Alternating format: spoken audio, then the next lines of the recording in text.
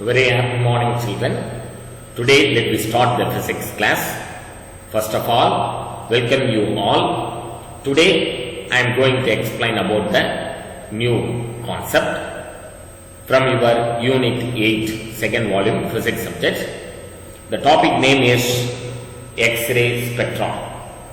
X-ray spectra. In your textbook, X-rays are produced when fast moving electrons strike the metal target. Last video we discussed how the X-rays produced. X-rays are produced. So X-rays means fast moving electrons suddenly stopped by the metal target, it will produced.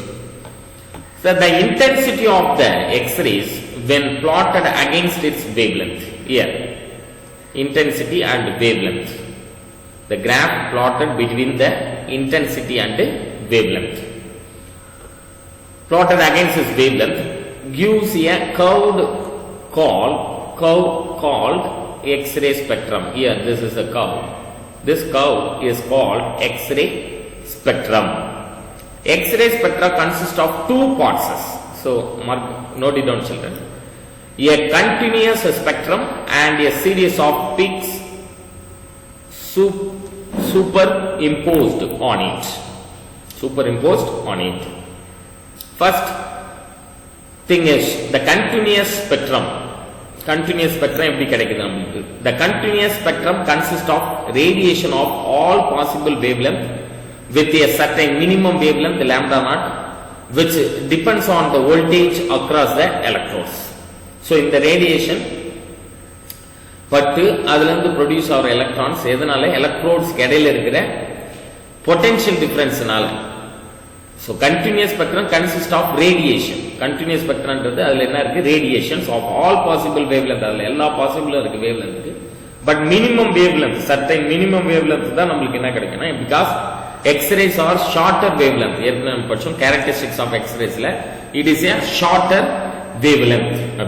So, radiation of all possible wavelengths with a certain minimum wavelength lambda naught, which depends on the voltage across the electrodes. எதை depend பண்ணிருக்கு? Voltage across the electrodes. Electrodes na anode and cathode. So, the peaks are characteristics of material of the target and hence it is called characteristic spectrum. In the peak point தான் நம்ம என்ன சொல்றோம்னா characteristic spectrum. Each and every metal கேத்த மாதிரி அது changes ஆகும். இங்க பாருங்க the peak point. So the continuous X-ray spectra consists of two parts, continuous spectrum and the series of peaks superimposed on it. Continuous spectrum consists of radiations of all possible wavelength with a certain minimum wavelength lambda naught, which depends on the voltage across the electrodes. The peaks are characteristics of the material of the target and hence it is called a characteristics spectrum. So, it depicts the X-rays spectra of tungsten. So, metal target நம்ம எது use பண்றோம்? Tungsten. Tungsten at various accelerating voltage shows the X-ray spectra of tungsten and molybdenum at a particular accelerating voltage. ஒரு particular accelerating voltage தான் நம்மளுக்கு என்ன வரும்னா X-ray spectra வந்து கிடைக்குது. அதுக்கு யூஸ் பண்ற metal target tungsten and molybdenum.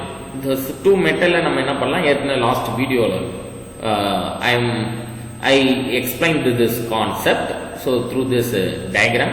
So இந்த metal target தான் நம்ம tungsten and molybdenum யூஸ் பண்றோம். இதுல இந்த fast moving electrons suddenly stopped by the metal target. So X-rays ன்றது produce ஆகும். So அந்த கான்செப்ட் தான் இங்க பார்க்கிறோம். So இந்த இடத்துல என்ன ஆகுதுன்னா highly accelerated. இந்த charged particle அப்படினா highly accelerated. So the wavelength 20 kilovoltல curved. அந்த ஸ்பெக்ட்ரம் எப்படி இருக்கு? 30 kilovoltல ஸ்பெக்ட்ரம் உடைய curve, then 40 kilovoltல ஸ்பெக்ட்ரம் உடைய curve, then 50 kilovoltல ஸ்பெக்ட்ரம் உடைய curve. இது எல்லாமே மெட்டல் டார்கெட் டங்ஸ்டன் டார்கெட்ல வச்சு நடக்குது. ரிலேட்டிவ் இன்டென்சிட்டி and wavelengthக்கு in betweenல நம்ம கிராஃப் போட்டோம். Now through classical electromagnetic theory suggests the emission of radiation from accelerating electrons. Emission of radiation from accelerating electron, it could not explain two features exhibited by X-ray spectrum. So வர accelerating electrons வந்துட்டு நம்மளுக்கு கொடுக்கறது classical electromagnetic தியரியில் emission of ரேடியேஷன்ல எதுலேருந்து வருது? Accelerating எலக்ட்ரான்லேருந்து தான் அந்த radiation வருது. It could not explain two features exhibited by the X-ray spectra. What are they? For a given accelerating voltage, the lower limit for a wavelength of continuous X-ray spectra is same for all the target. This minimum wavelength is called cutoff wavelength. So, எல்லா metal targetக்குமே limit for the wavelength of the continuous X spectra is same.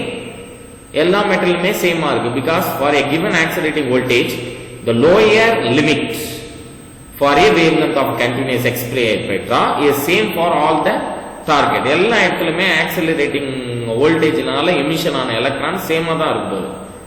நம்ம கொடுக்கறதெல்லாம் எல்லா metal டார்கெட்டுக்கும் same wave லென்த்ல தான் அந்த என்ன வரும்னா electrons வந்து emitted from the source. அந்த சோர்ஸ்ல இருக்கிற ஆக்சிலரேட்டிங் வோல்டேஜ் வந்து எல்லாத்துலயுமே கான்ஸ்டன்டா இருக்கும்.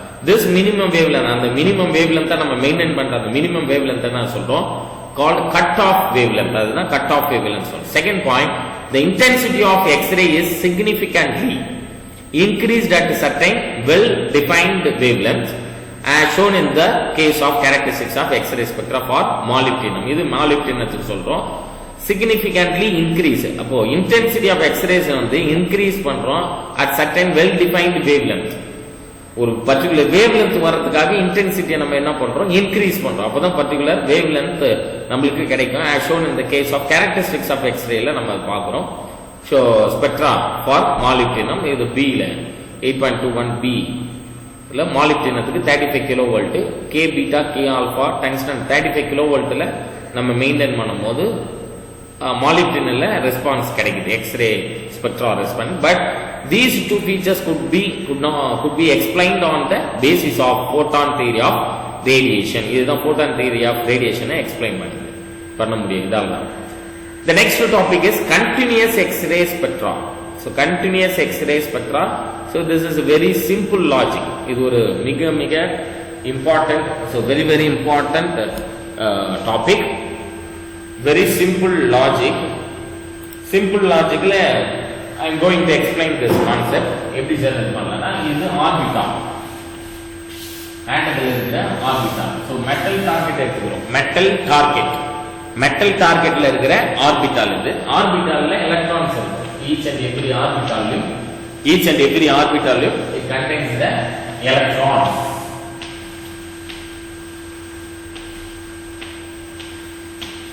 so like this electrons இருக்கும். இப்போ fast moving electrons suddenly stopped by the metal targetல suddenly stop ஆகும்போது என்ன நடக்குதுன்னா அந்த electrons வந்து ஆக்சுவலா போக வேண்டிய பாத்ல இருந்து என்ன ஆகுதுன்னா பெண்ட் ஆகுது. so it will lose some energy. so ஆக்சுவலா போக வேண்டிய பாத்ல இருந்து அது என்ன ஆகுதுன்னா பெண்ட் ஆகுது because nucleus in the center of the nuclear system attracted this fast moving electrons. so அந்த fast moving electrons attract பண்றதுனால இதனுடைய ஸ்ட்ரெயிட் லைன் என்றது பெண்ட் ஆகும்போது it loss some amount of energy. அந்த எனர்ஜி தான் என்ன வருதுன்னா போட்டான். அந்த எனர்ஜி நம்மளுக்கு என்ன கிடைக்குது? போட்டான் என்ற எனர்ஜி இருக்கு. அந்த போட்டான் என்ற எனர்ஜி தான் என்ன ஆகுதுன்னா எக்ஸ்ரேஸ். அந்த போட்டான் எனர்ஜி என்ன சொல்றோம் நம்ம? அந்த போட்டான் எனர்ஜியை எக்ஸ்ரேஸ் சொல்றோம். so kinetic energy of the electron will be changed passing through the metal target. so when the fast moving electron passing through the metal target, what happened?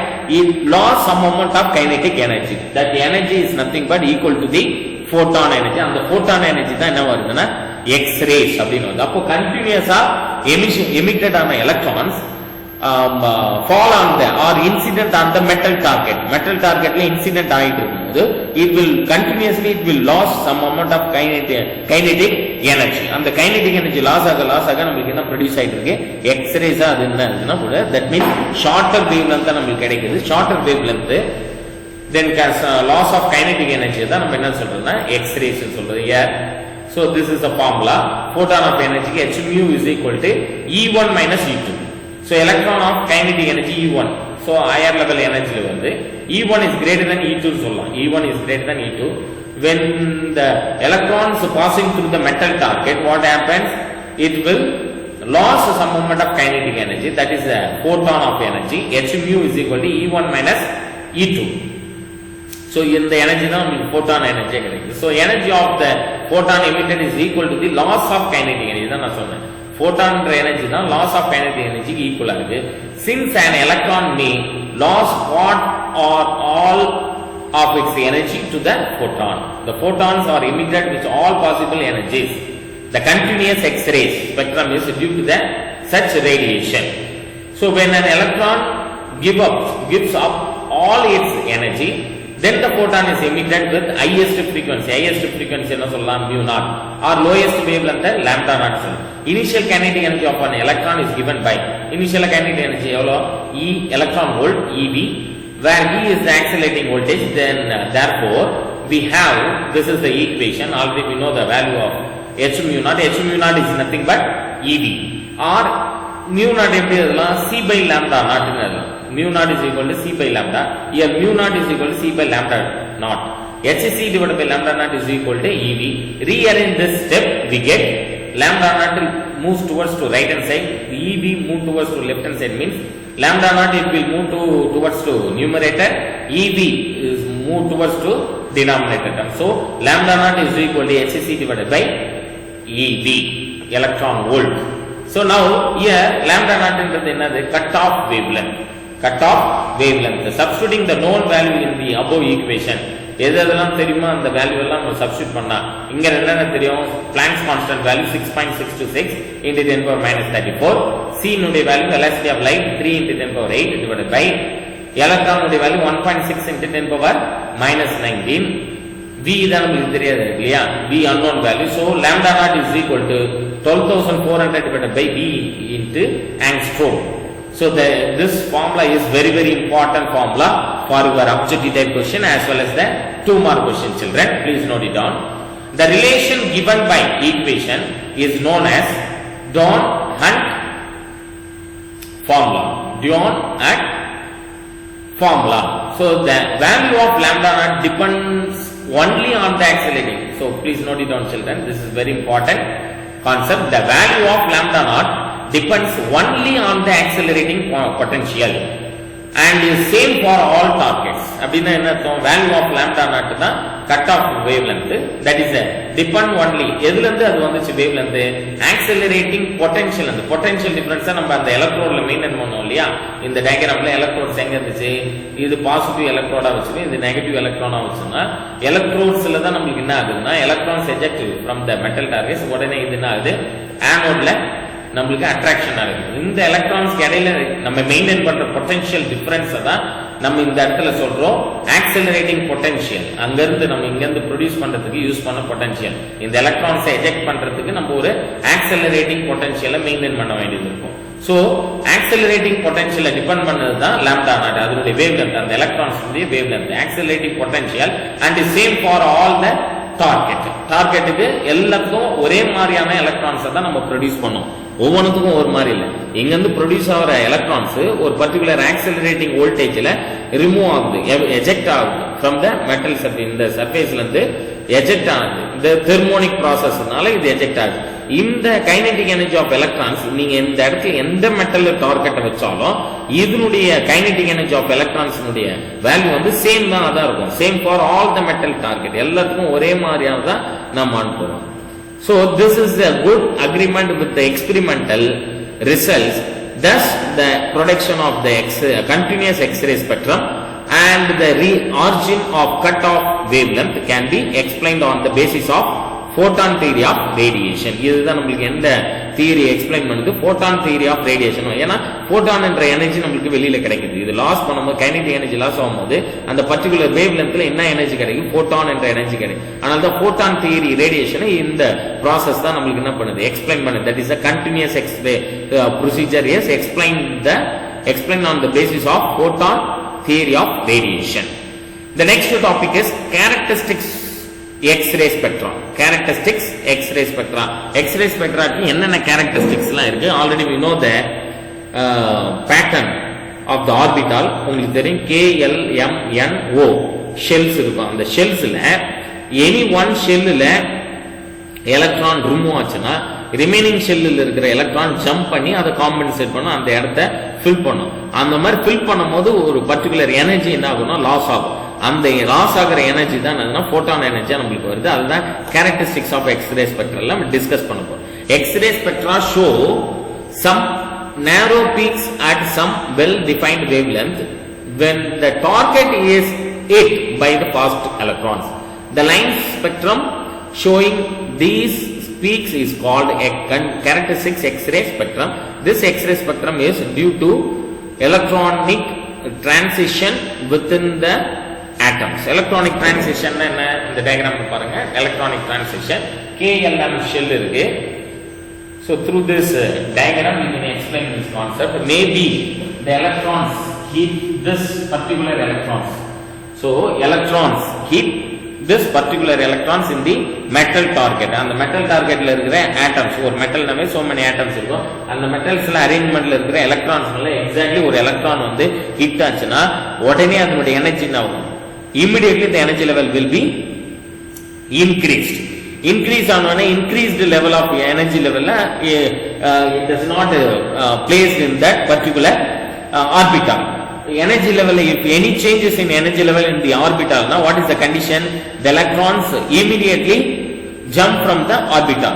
So maybe in the இடத்துல இருந்து இந்த particular orbital வந்து jump ஆயிடுச்சுன்னா neighboring orbital இருக்கிற electrons immediately என்ன பண்ணா அதை compensate பண்ண அந்த கேப்பை ஃபில் பண்றதுக்கு ஜம்ப் பண்ணும். அப்போ ஜம்ப் பண்ணும்போது it will loss some amount of energy.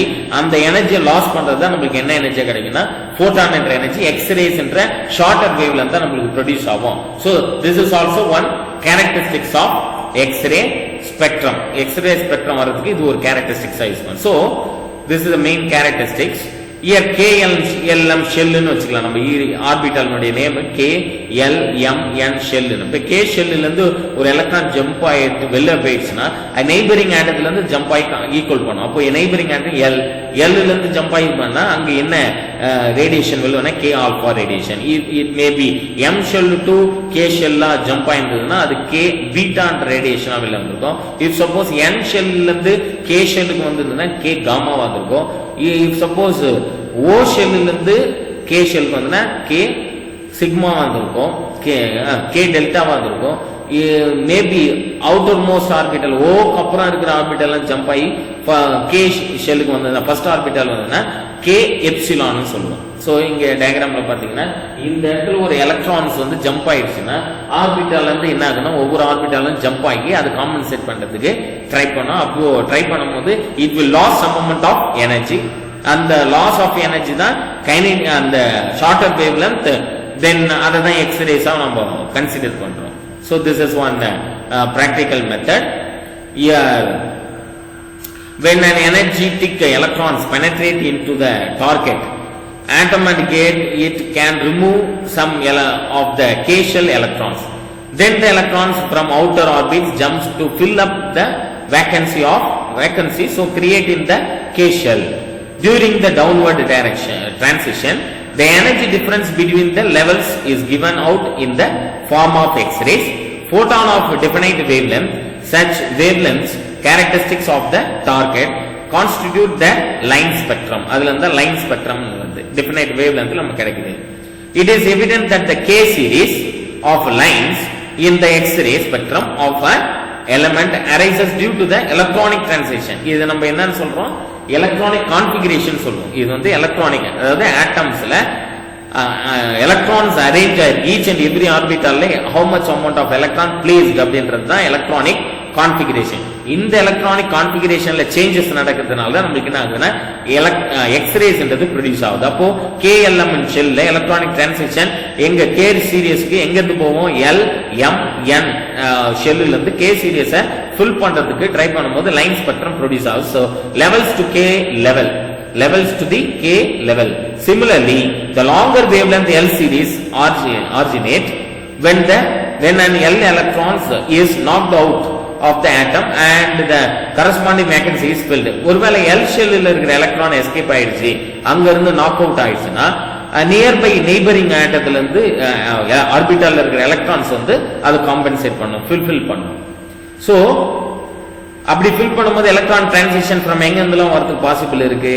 L. இப்போ பாருங்க, எல் ஷெல்லுல எஸ்கேப் ஆச்சுன்னா MNO அந்த ஷெல்லுல இருந்து அந்த லெவல்ல இருந்து எல் லெவல்ல அது என்ன பண்ணும்? காம்பன்சேட் பண்ணும். டிரான்சிஷன் நடக்கும். Transition from the electron, transition of electron from the M shell, N shell, O shell. L ல இருந்து மேபி M ல இருந்து எஸ்கேப் ஆச்சுன்னா N shell, O shell ல இருந்து எலக்ட்ரான்ஸ் வந்து ஈக்குவல் பண்ண ட்ரை பண்ணும், அந்த வேகன்சி ஃபில் பண்ண ட்ரை பண்ணும். ஸோ அப்பதான் நம்மளுக்கு என்ன வருது? K alpha, K beta, K gamma, K delta, K எப்சிலான்னா கே சீரீஸ்ல வந்துட்டு அதை காம்பன்சேட் பண்ண வரும்போது இந்த ரேடியேஷன் வருது. Of the molecule are shown in the 2 peaks in its X-ray spectrum. So this is the one process, characteristics X-ray spectra. The next important question, 2 mark question as well as a 1 mark question is applications of X-rays. So this is very very easy one. X-rays are being used in many field. Let us list a few of them. List of a few of them. First uses is medical diagnosis. Medical la eppadi use of the X-rays can pass through flesh more easily than through bones. Thus an X-ray radiography containing a deep shadow of the bones and a light shadow of the flesh may be obtained. X-ray radiography are used to detect fracture, forensic bodies, diseased organs, etc. So fracture ஆயிடுச்சு, phone fracture ஆயிடுச்சு, இல்ல உள்ள போயிட்டு ஏதாவது மாட்டிக்கிச்சு, பின்னோ இல்ல புல்லட்டோ, fire பண்ணும்போது உள்ள போய் புல்லட்டோ ஏதோ ஒரு அயன் மெட்டீரியல் போய் மாட்டிக்கிச்சு அப்படின்னா அதை வச்சு கண்டுபிடிச்சலாம். டிசீஸ்டு ஆர்கான்ஸை இதை வச்சு கண்டுபிடிச்சலாம். மெடிக்கல் தெரப்பியில் எப்படி யூஸ் பண்ண? X rays can kill disease tissues. Diseased டிஷ்யூஸை கில் பண்றதுக்கு எக்ஸ்ரே யூஸ் பண்ணும். They are employed to cure skin disease. Skin டிசீஸை கியூர் பண்றதுக்கு யூஸ் பண்றோம். Malignant tumour etcetera. டியூமர் கட்டி ஏதாவது வந்துச்சுன்னா அதுல அதுவும் வந்து ஸ்மால் நர்வ், மைனூட் நர்வ்ஸ் அதுல இருக்க கட்டியெல்லாம் ரிமூவ் பண்ணோம் அது அப்படின்னா நம்ம இது யூஸ் பண்ணலாம். எக்ஸ்ரேஸ் இண்டஸ்ட்ரி பர்பஸ்ல X rays are used to check for flaws in weld joint. Weld இப்போ நம்ம யூஸ் பண்ண வெல்டிங் பண்றோம், வெல்டிங்லாம் ஸ்ட்ராங்கா இருக்கா இல்லையான்றதுக்கு நம்ம எக்ஸ்ரேஸ் அனுப்பிச்சிருந்தோம். எக்ஸாம்பிள் ஃபிளைட்டு இதெல்லாம் புறப்படுறதுக்கு முன்னாடி எல்லாமே கரெக்டா இருக்கான்னு செக் பண்ணோம். அப்போ அங்க வெல்ட்லாம் பண்ணியிருப்பாங்க, வெல்டிங் பண்ணி தானே அந்த ஸ்ட்ரக்சர் வந்திருக்கும் ஃபிளைட். அந்த வெல்டிங்லாம் கரெக்டா இருக்கா, ஏதாவது கிராக் இருக்கா அப்படின்னு கண்டுபிடிக்கிறது எக்ஸ்ரேஸ் பண்றாங்க. மோட்டார் டயர்ஸ், தென் டென்னிஸ் பால் கிரியேட் பண்ணிட்டு அது உள்ள ஏதாவது காத்து ஓட்டை எதனா ஹோல்ஸ் ஏதாவது இருக்கா இதெல்லாம் கண்டுபிடிக்கும். அண்ட் வுட்லயும் ஏதாவது டேமேஜ் இருக்கா அப்படின்றதுக்குலாம் X ray. At the custom post they are used for the detection of contraband குட்ஸுக்கும் இது நம்ம யூஸ் பண்றோம். நெக்ஸ்ட் சயின்டிபிக் ரிசர்ச்ல என்னன்னா ரிசர்ச் பர்பஸ் எதுக்குன்னா ஸ்ட்ரக்சர் ஆஃப் த கிறிஸ்டலின் மெட்டீரியல்ஸை கண்டுபிடிக்கிறதுக்கு நம்ம யூஸ் பண்றோம். X ray diffraction is important tool to study the structure of the crystalline materials, that is the arrangement of atoms and molecules in crystals. எப்படி arrangement of atoms and molecules in crystal எப்படி இருக்குன்றதை கண்டுபிடிச்சோம். So there are 4 uses of X-ray applications of X-rays. There are 4 uses, 4 application பத்தி பார்த்தோம். So this is very very important for your objective type question as well as the 2 mark question, children. So today topics are X-ray spectra, then continuous X-ray spectra, then characteristics X-ray spectra, and last one is applications of X-ray spectra. This is the last topic from your unit 8, dual nature of the radiation and matter. Dual nature of radiation and matter. This is last topic. Then one important example problem: calculate the cutoff wavelength and cutoff frequency of X-rays from an X-ray tube of accelerating potential 20,000 volt. So என்ன கண்டுபிடி சொல்றாங்க? calculate the cutoff wavelength. cutoff wavelength னா lambda naught. நம்ம எங்க ஃபார்முலால பார்த்தோம், lambda naught is equal to HC divided by EV. இந்த formula தான் நம்ம யூஸ் பண்ண போறோம். அவங்க என்னென்ன வேல்யூ கொடுத்துறாங்க? given dataல வோல்டேஜ் கொடுத்துட்டாங்க 20,000 வோல்ட். அப்போ உங்களுக்கு என்ன தெரியும் 20,000 வோல்ட்னா ரிமைனிங் வேல்யூ எல்லாம் constant value. h value is 6.626 into 10 power minus 34. c value is velocity of light 3 into 10 power 8. e value is 1.6 into 10 power minus 19 into v value அவங்க கொடுத்துட்டாங்க 20,000 volt. Substitute பண்ணியாச்சுன்னா already இதை simplify பண்ண வந்த step தான் இந்த step. 12,400 divided by V into angstrom. So lambda naught is equal to 12,400 divided by 20,000 into angstrom அப்படின்னு போட்டிருக்கோம். அப்படி போட்டாச்சுன்னா என்ன ஆகும், ஜீரோஸ் கேன்சல் ஆயிருது. ரிமைனிங் கேன்சலைசேஷன் பண்ணா 0.62 angstrom. So very easiest problem. Cut off wave length and cut off frequency கண்டுபிடிக்க சொல்லியிருக்காங்க. Cut off wave length find out பண்ணியாச்சு. Cut off frequency na mu naught is equal to c by lambda naught. Formula is mu naught is equal to c by lambda naught. C என்றது velocity of light 3 into 10 power 8 divided by lambda naught value is 0.62 into angstrom is nothing but 10 power minus 10. Already உங்களுக்கு தெரியும் நினைக்கிறேன். Angstrom என்றது what is the value of angstrom? 10 power minus 10.